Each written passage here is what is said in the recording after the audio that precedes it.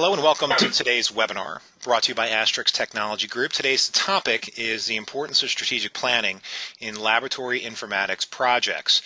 Today's session is going to be presented by Randy Heiss, who's a managing director here at Astrix Technology Group. And just to give everybody a quick sense about who Astrix Technology Group is, if you're not familiar with us, we're a company that has been providing a combination of scientific staffing services as well as professional technology services to life science industry for quite some time.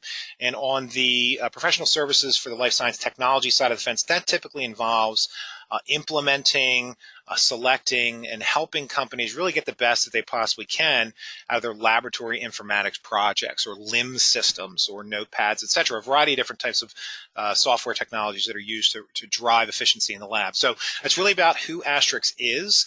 We don't want to spend too much time on that side, or it's certainly not going through a sales pitch stage, really about the content that Randy's going to provide. So Randy, if we could go ahead and advance that slide, I'll introduce the audience to you and we'll let you pick up. So real quick, Randy's going to take over in just a moment here. He has developed laboratory workflow analysis in 1988 while at Digital Equipment Corporation. He's leveraged techniques that have been presented at various conferences throughout North America, Europe, Asia, and South America. He's a monthly columnist for Scientific Computing Magazine, was on the editorial board from 1996 through 2016. So you can obviously get a little bit more information on Randy and his workflow analysis just by Googling Randy Heiss workflow analysis, so you can learn a little bit more about the work he's done. But we're thrilled to have him on the team and thrilled that he's going to be talking to you all today and passing along some knowledge that we think is hopefully going to be very worthwhile. So Randy, if you want to go ahead and pick up and take over, I'll mute off and you can drive from here on out.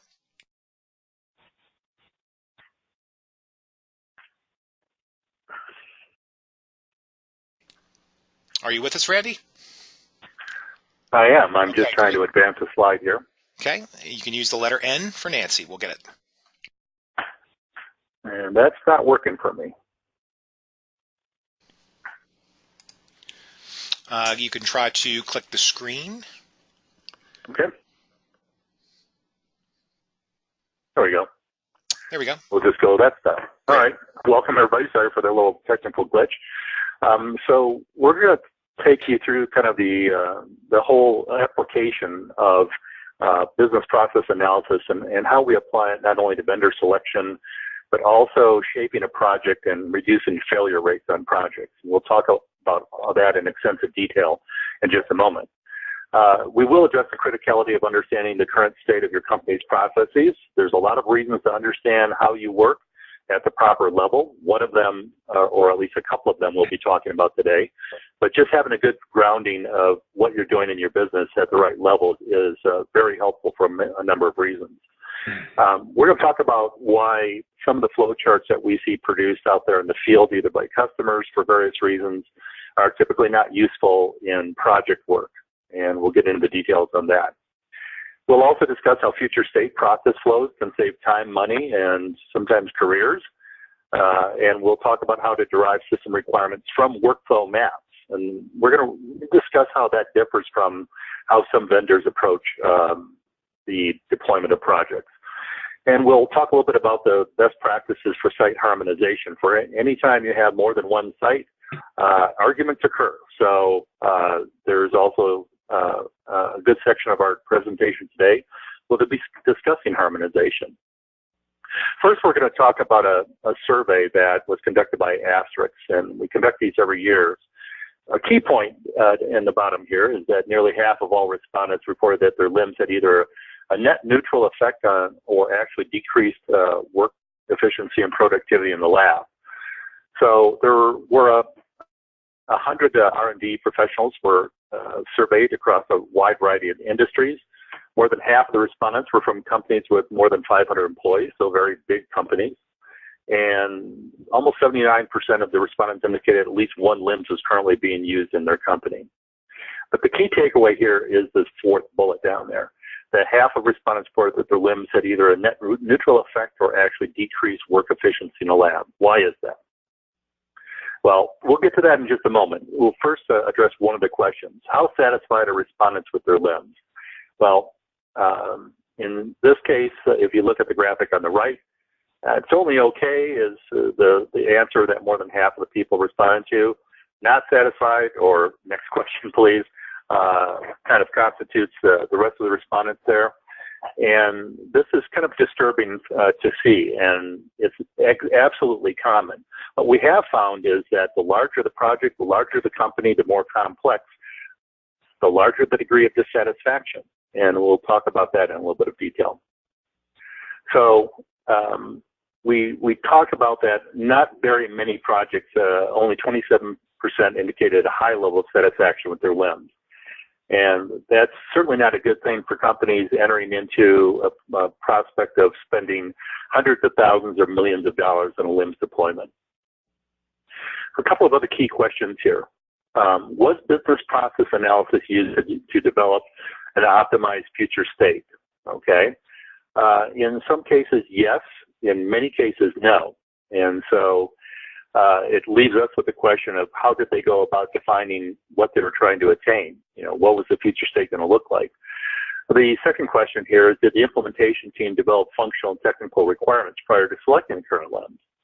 And almost 30%, the answer is no, which is very, very baffling, because it's extremely critical to understand what targets you're aiming for here. So this all contributes to what is probably the likely cause that there's an underwhelming lack of enthusiasm for LIMS deployments after they're put into place. Well, when we talk about successes and failures, we probably have to kind of define what we mean by success or failure. First of all, over budget is never a good thing. This happens in a huge majority of projects. Projects go over budget for a number of reasons, some of which are the customer's problem, some of which are the vendor's problem. But we'll talk about those in a little bit more detail in a moment. Behind schedule is never a good thing, and when you have both of these, over budget and behind schedule, that's never a happy thing for upper level management. But they typically accompany one another.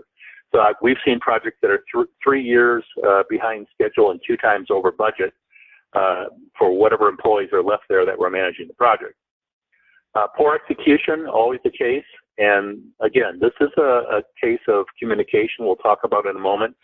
But executing the plans or the definition of plans, if that's failed, lots of times it's because the execution was done on the cheap. Sometimes there were a number of customer resources that were kind of thrown into the deep end of the pool, and probably were not really up to being able to implement on a quick enough level as the project schedule indicated. User dissatisfaction, which we addressed in the previous few slides, is a big failure, because users, won't use a system if it impedes their ability to work. So people tend to flow toward the path of least resistance. And if they still have their hidden little spreadsheets, if they still have little cheat sheets pasted on their screens and these kinds of things, they will use those to get the job done. It's not their job to use the system just because it's there for them. So poor planning is a primary cause of project failure, and we'll talk about how planning can be optimized and much more surgical in its target. Poor requirements, frequently this is a key element. Requirements that are too high of a level, too general, and our process that we'll be talking about today kind of will help to attenuate those to a level that makes sense. Unrealistic expectations, we see this all the time. We see that one thing we always hear when we walk into a customer site is, yes, we just want to automate everything. We want to interface every single instrument, and we want it done in 6 months because we're way behind schedule. We took too long to select a system. So now we just need to get this done in 6 months, and everybody will be happy with the world. Lack of investment, this is not a monetary investment, not directly at least. It's a lack of investment of time and resources. When resources are assigned to the project to participate in a project deployment and management doesn't understand that this naturally requires a dispensation from their normal activities, and management says, well, okay, you can help with the LIMS project, but just get your work done. Well, that's a lack of investment because that sets everything into a kind of a spiral that's downward. Poor communication, well, this is a kind of a garbage can explanation of a lot of problems, but poor communication is typically the center of all problems that go wrong with a major project. But these problems are preventable.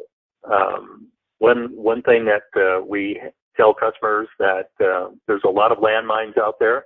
There's a lot of things that can go wrong, but with a little bit of upfront planning, we can avoid a lot of the things that are the bane of projects of this magnitude. So let's talk about business process analysis, also referred to as workflow analysis. When we talk about the problems that we just addressed in a slide a minute ago, or requirements, well, one of the things is that if you don't aim for a target, you're never going to hit it. So the antithesis of that is you aim for nothing, you'll hit it every time. And that is a chief project problem we see, because a shocking number of companies that we work with are spending hundreds of thousands or millions of dollars without even understanding or articulating what it is they were trying to solve in the first place. It tends to be more intuitive and more visceral. Companies will say, well, we want to increase productivity and we want to have that done with a modern day LIMS system, so that's our goal. And that's not good enough, really. If you're not looking at the current state processes and understanding where the problems are, where the wait states are, where productivity vacuums occur in the project, then you're not going to be able to resolve those accurately. So business process analysis is a way of attending to that. Poorly defined targets are never hit, of course. You might have something as nebulous as replace the current system by October. Okay, well, fine, but replace what? Do what? What specifically are we trying to do? Well, a defined target would be to roll out sites and functional groups in 60-day cycles until we're done with the project. Yeah, everybody wants to improve lab efficiency, but what does that mean? Well, let's improve monthly sample turnaround by 15%, because that can be equated to a realistic cost and then track back to resource allocation and so forth. Maybe you want to improve compliance. Well, who doesn't if you're in a regulated industry? But a specific goal would be to implement like electronic signatures and audit trails division-wide. So all sorts of things can go wrong. Don't want to throw the fear of God into too many people during this talk today, but we just want to make you aware that things happen. Targets not defined, we just talked about that. Resource requirements underestimated. This typically occurs, and we're working with a customer right now that's suffering from this. Underestimated resources. Sometimes vendors will say, well, look, we don't implement your project as much as we mentor you how to implement your project. And that is something that's extremely intoxicating to people signing the checks within a company. And what that means is that they say, well, okay, we'll just put some of our good software people on this. They will learn from the professionals. The professionals will do a little bit of work, and then we won't have to pay the professionals. We won't have to pay the vendor. We won't have to pay consultants, and we'll just do it internally. Well, it doesn't always work because of the learning curve associated with modern-day LIMS systems. Now, this is something that we see. Our vendors are selected for the wrong reasons. I literally saw a system selected one time because people like the ability to change the color of the screens and change the size of the screen.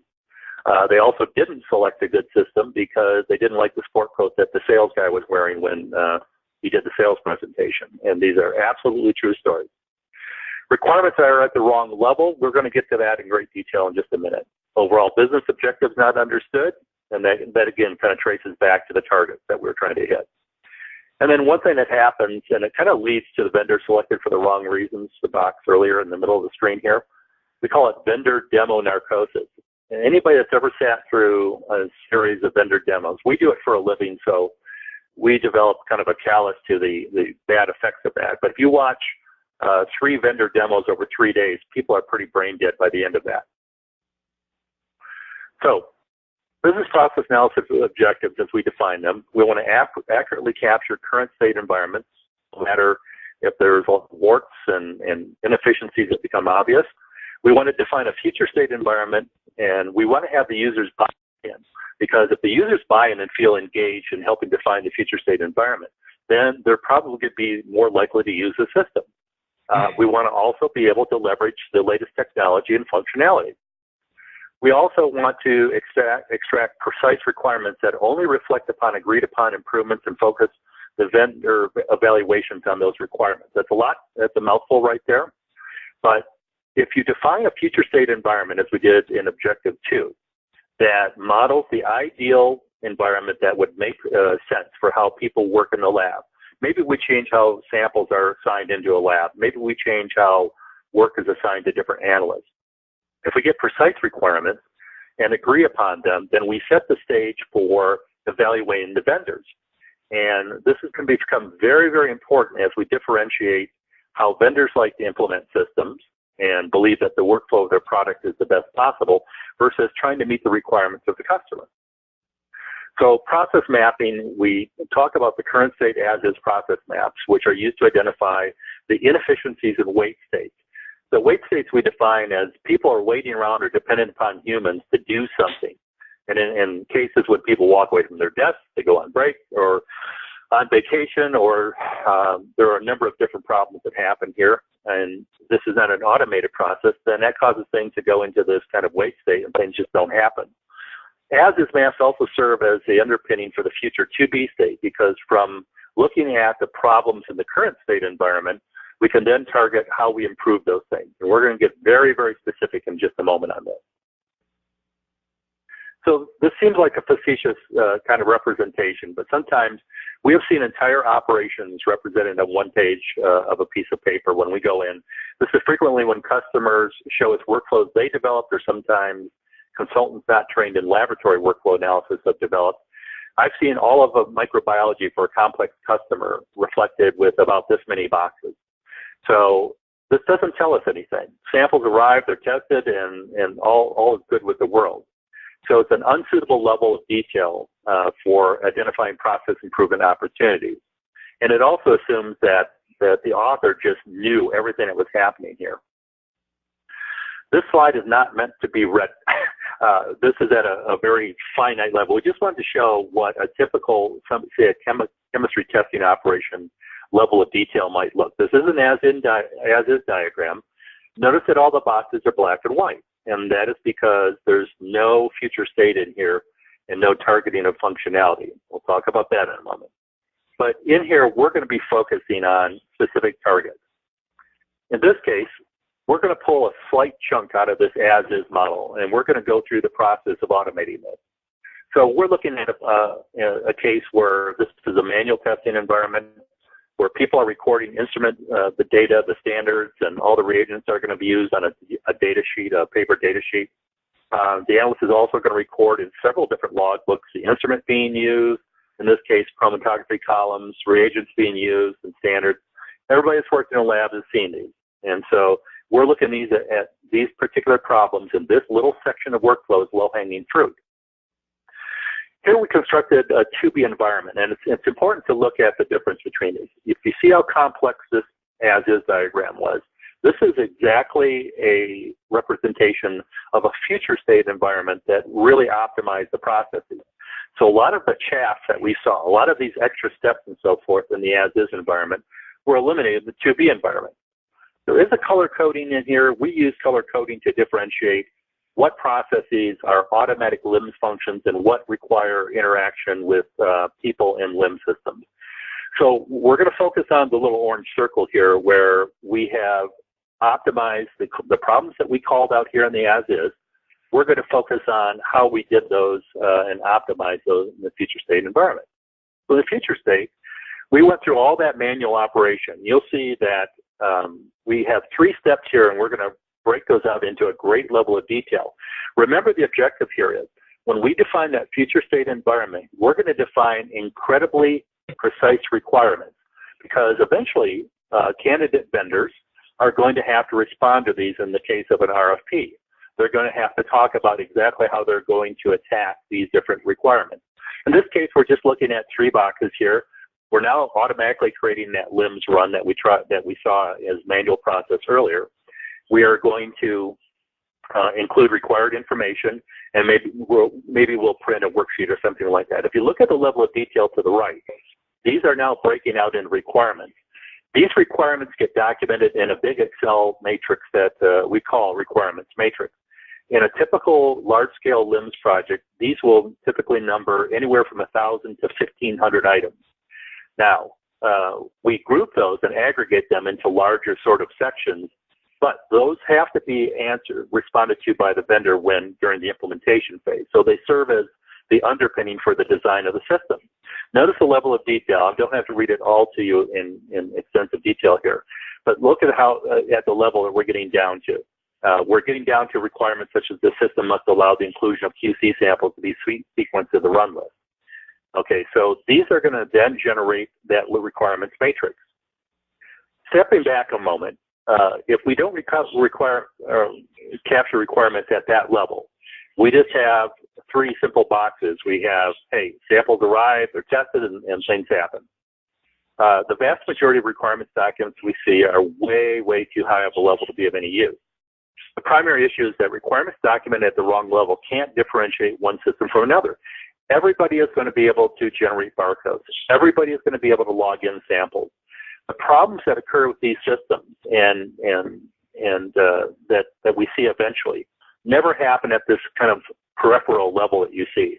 When you see vendors demo products, it's going to look very, very similar until you get down to that future state environment that we just defined a few slides ago, where we're asking for very precise things to happen.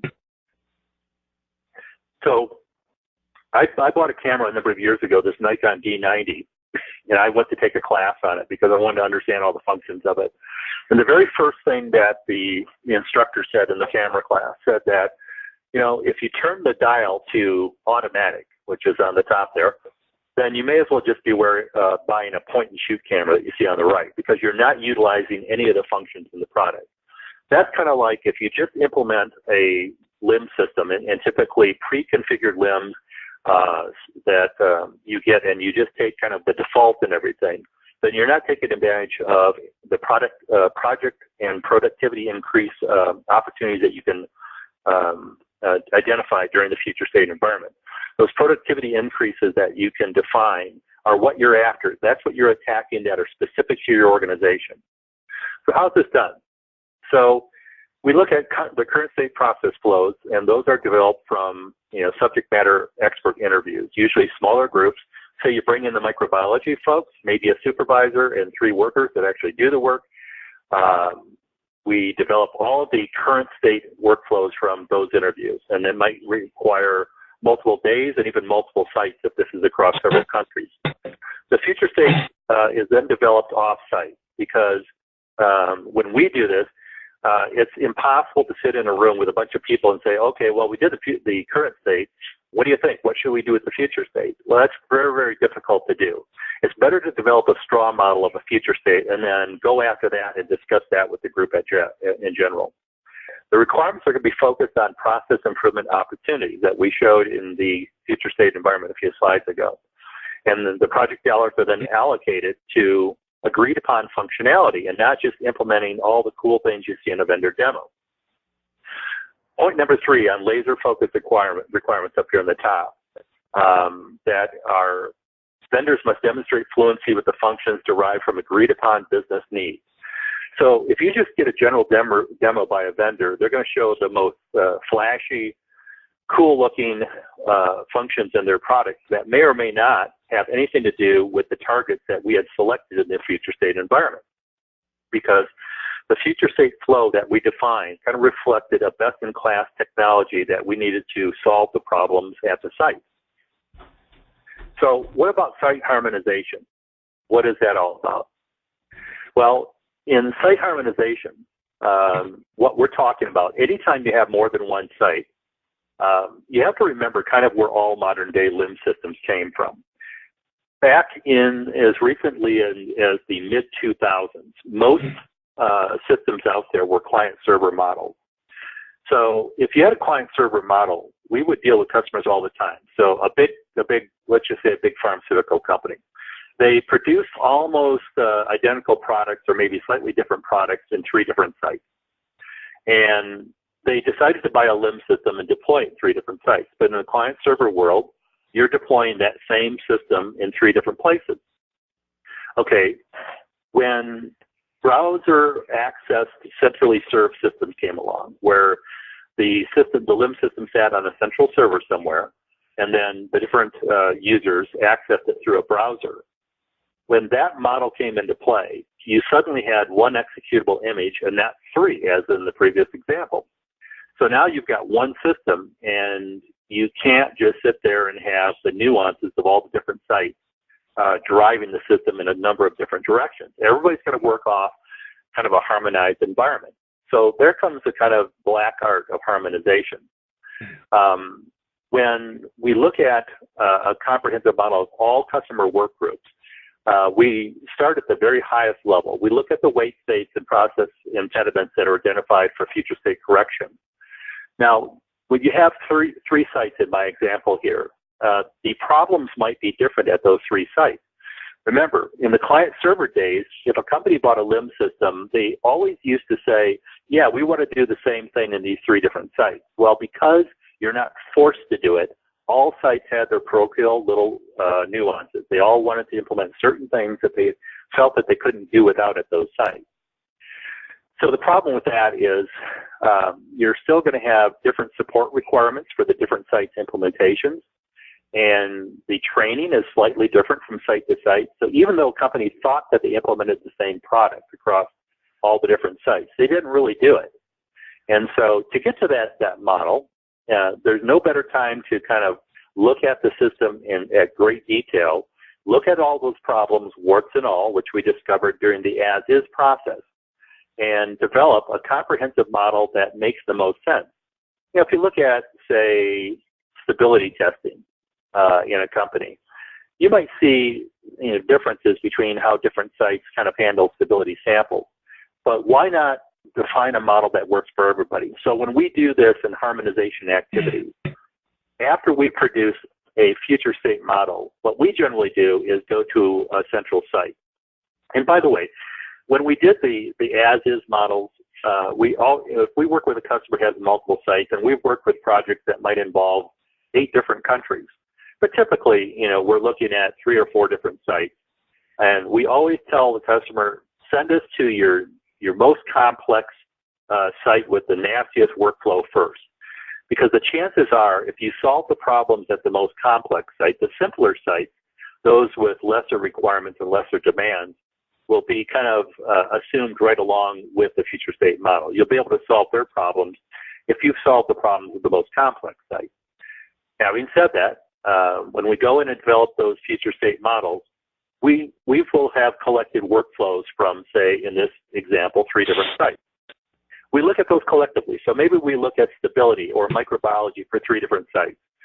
That harmonized model reflects probably the best possible way to work. Now, are you forcing a particular way to work down the throats of everybody? Not exactly, because sometimes it just doesn't make sense to ignore some of the nuances of the site. So, but the problem is that the customers that we're working with, those sites have fewer nuances than they believe. What you always have to do as workflow analyst is when you go in and you develop a current state environment, and you need to ask questions. You need to ask questions when you're going through and, say, diagramming how stability samples are handled and so forth. And you ask these questions and you say, look, you challenge people. You say, why are you doing it this way? And eventually, if you ask enough questions, kind of like a prosecuting attorney, you're going to finally get the answer, well, okay, they're exasperated because that's the way we've always done it here. And you also get the answer sometimes, you know what, we just know to do it that way. And of course, I always use kind of the approach as I just say, look, I'm a poor dumb computer. I don't have the intuition. I don't have the intuitive experience of having done this for years. So please tell me, what is the derivation of this? Why did you do it this way? And when you do that and get down to the level, if you do it in such a level, if it's good-hearted and so forth, you're not being critical. You're just trying to do it in the spirit of solving a problem for folks. So when we look at those sites and we ask those questions, we say, okay, what was the derivation for doing things in a certain way?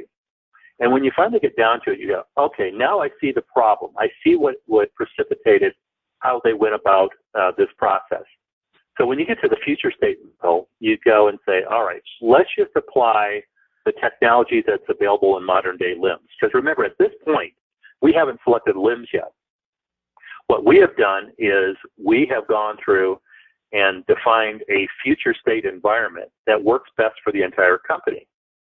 Now, where we'll talk about this in just a second and why this differs so much from a vendor approach is vendors are very proud of the construction of their products. They have implemented them through a lot of customer sites and so forth, and they have a workflow that they believe works best for all customers. So some LIMS vendors may have a pre-configured pharmaceutical module, but it has a very fixed workflow, with certain abilities to configure the workflow, but suddenly you're fitting your operations to the workflow of the product. If you look at the steps that got us to this point in the presentation, what we've done is we've defined the workflow that we're trying to attain first, and then we're going out and evaluating the vendors on how they can achieve that workflow. So if these are incorporated into a request for a proposal document, and we have listed those requirements that we have derived from the future state, and we list those in great detail, we actually develop what are called use cases or demo scripts from those use cases. When we develop those demo scripts, vendors that responded in an RFP document, they say, yeah, no problem, we can do this, and this is how we do it. Well, if they get invited to the demo, then they have to show exactly how they do it. And if you bring things up, if you abstract the requirements up to that level, people don't have to be LIMS experts to see that one vendor did it a lot better than the other.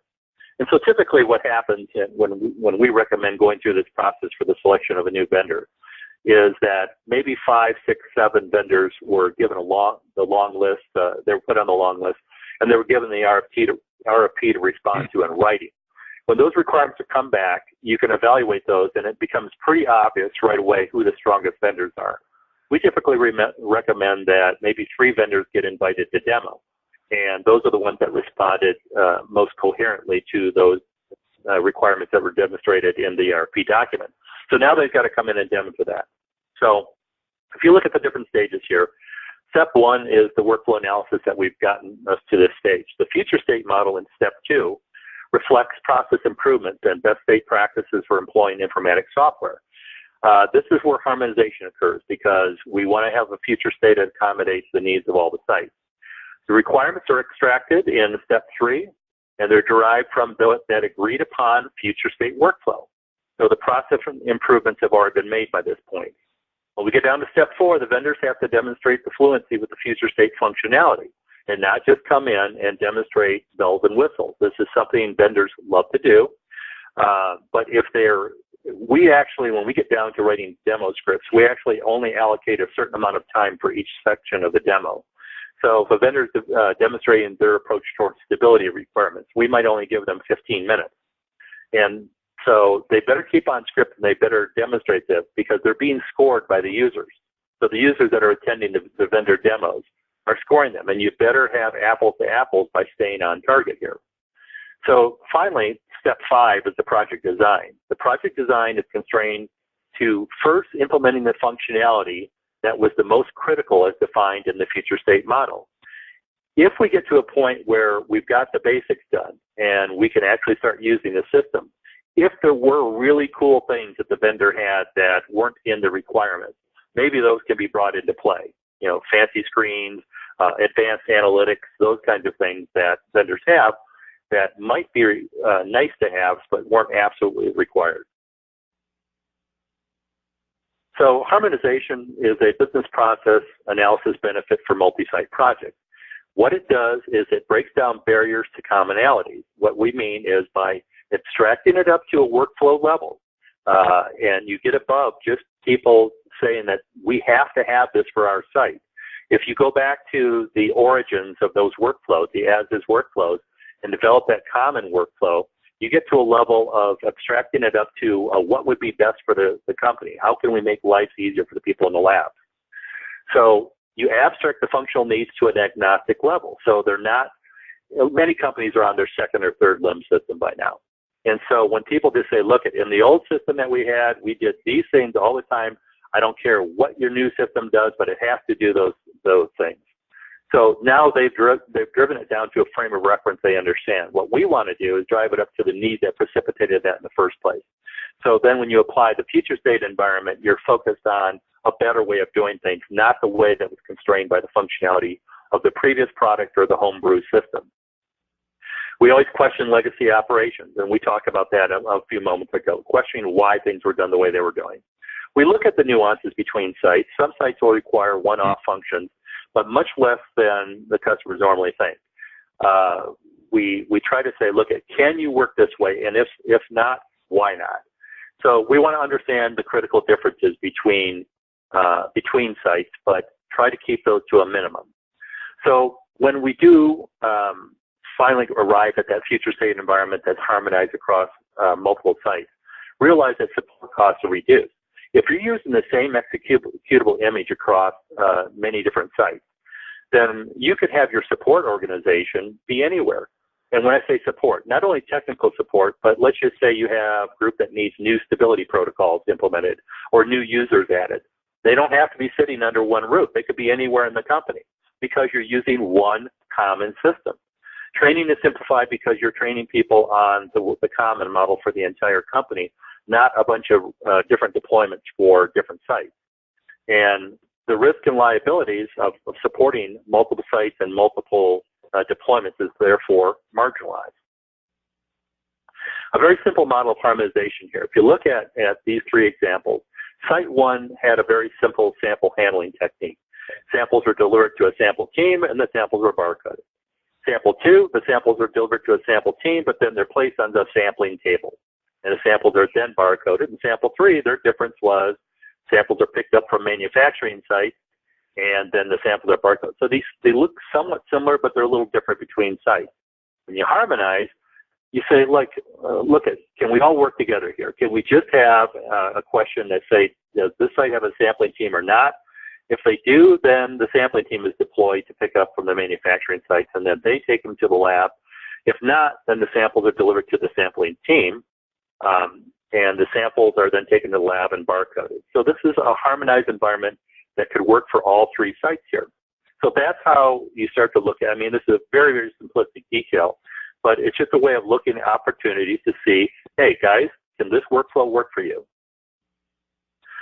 So what are the problems with harmonization? You know, the site manager for site A is on the left, the site manager for site B is on the right. They have disagreements. We have actually come to cases where the big problem is not invented here. So there's much less acceptance for this kind of behavior than there used to be in the old days. I've literally walked into meetings where people have asked me, how did Sam over at this plant in Houston do it? And when we told them, they said, well, whatever we do, we're not going to do it like Sam because that reflects poorly on how we did it. So not invented here sometimes is an obstruction. It helps to be very neutral when you're going through and doing these harmonization activities and trying to bring it to back to the greater good for the company. Because if you can get people and engage the users at a user level to participate in harmonization, they're the people that are the infantry, right? Those are the people that have to use the system day in, day out. If you can solve their problems and make their lives easier, then they're going to use the system. So, and I hate to say this, but these things have all been stated one way or another at many sites that we've been to. When we see arguments between sites, we see ways, hey, doing it your way makes me look like an idiot. It's not always that cynical. We were working with a large company that had a major site in the United States and a major site in a company in Europe, in a country in Europe. And when we went to Europe and we showed them the future state workflows we were producing, that we had produced, and also the as-is models that derived them from, they just said, well, that's not how we do that here. And we don't want to be told by the folks over in the U.S., how we should do our work here. We do our work here differently, and we do it for a reason. And so sometimes it becomes much more of a diplomatic process. We get companies that say, look, just because you're the big guys over in the United States, over here in whatever country, you don't understand how we work. So if you think about these things that we just stated here in terms of harmonization, what we've brought it back to is the fact that if you do this in such a manner where you draw people to the system rather than force it down their throat, you have a much better chance of project acceptance. And keep in mind that how we got to this stage in the presentation. Just to reiterate, we started by looking at the current state processes. For good or ill, we looked through and we diagrammed how each site in the project did things. And when we did that, I'm telling you that every time you go through that kind of a process, everybody can read a flow chart. And so people, the one comment that we have heard, and we have probably done this for dozens and dozens of companies, the very comment that we hear in one form or another when we do a current state analysis is, we didn't never realize how messed up we were. Because when you get down to that level of detail, people see that, oh wow, we had to go back and enter it in this logbook, and then we had to give it to a supervisor who then blessed it, and then they entered it in another logbook, and then they distributed the work, and then they did this, and then all reviews had to come back through one central supervisor and so forth. You know, they would look at that and they say, well, wow, now that you write it out like this doesn't make sense. So when we look at those environments, everybody kind of comes to an agreement. They look at those as-is models, which when we do it, we develop the as-is models on site with everybody. We do it, of course, by capturing it on a whiteboard. But then we go off in our home offices and we render those into cosmetically beautiful Visio diagrams. We send the Visios back to the customers that participated in the meeting.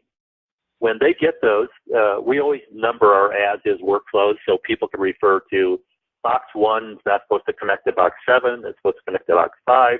Hey, you missed this step, and so forth. And so you get feedback, one round of feedback on the as-is flows. Once you have that one round of feedback, you take all those as-is flows, and then you create a straw model future state environment. Now remember that we identified all those quirks in the as-is flows. So when we were in the as-is flows, we looked at things where people were waiting around for samples to show up. We looked at people were filling out forms and dropping forms in the inbox of a general laboratory entity, so people would come along, pick up samples and so forth, or samples appeared on a table. People, when they were done with their current work, would come over and grab some samples and say, okay, I'll do these today.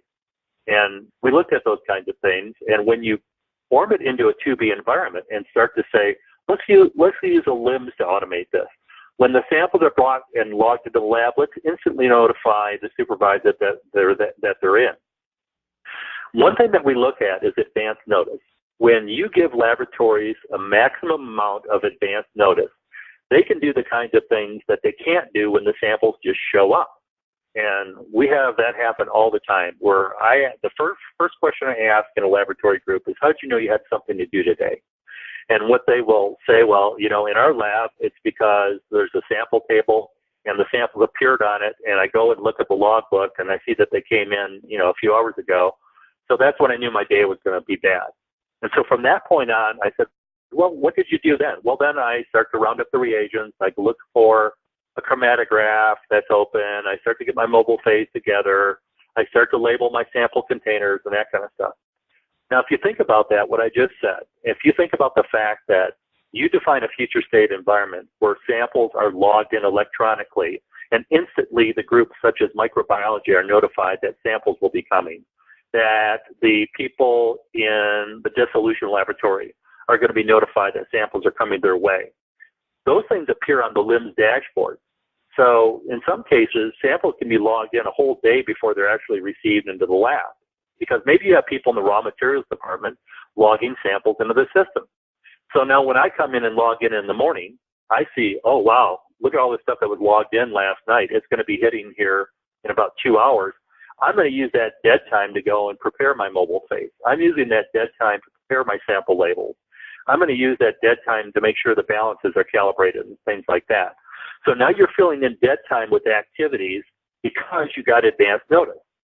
So when we do future state models, we look to eliminate wait states, and we look to notify the labs as far in advance as samples are coming. In some cases, when we've worked with contract research organizations, we've actually had samples or specimens logged in from the sites where they were collected. And before they were even shipped to the central testing laboratories, they knew that all this work was coming. And so they had all of this stuff documented before they ever showed up. So that kind of brings us to the conclusion of the presentation today. We wanted to leave enough time for questions and so forth. But I wanted to make sure that the central theme here was the use of workflow analysis, the use of business process analysis, and going through and understanding the problems of a current state environment, of diagramming a future state model that brings productivity increases to the whole organization while allowing for slight nuances from site to site, slight differences, allows you to form requirements that you can then put into a request for proposal document that vendors have to respond to. Readers of those documents can see that the vendors had a logical solution to those requirements. The vendors that are invited to demo are a subset of the larger, longer list of demo vendors. Those vendors that said that they could do certain things are then shown the exact same demo script requirements that they come in and demonstrate. Because we've gone through the process of applying the future state environment that makes the most sense for the company, you are now looking at how the vendor can attend to your problems and not how you have to change your operations to fit to the vendor's product workflow. So as I said, that is 180 degrees different from how a lot of vendors work at it. And when vendors get a detailed request for proposal and demo document like that, they either fear it or they love it. Because vendors that love it are proud of their product, they're proud of the malleability of their product, they would like to show how well they can address this. They say, hey, we've done this dozens of times, we can solve your problem, let us at it. And the vendors that want to talk around it and want to instead show you some bells and whistles in their product that might not have application to the problems that we're trying to solve, well, then they're not so enamored with this kind of a model. But what we're focused at is that central theme of very surgically derived requirements that will find their way into the vendor selection, that will find their way into the project design. So I thank you for listening today, and I will turn it back to Kevin for questions. Yeah, thank you. Thank you, Randy. Are you hearing me okay right now?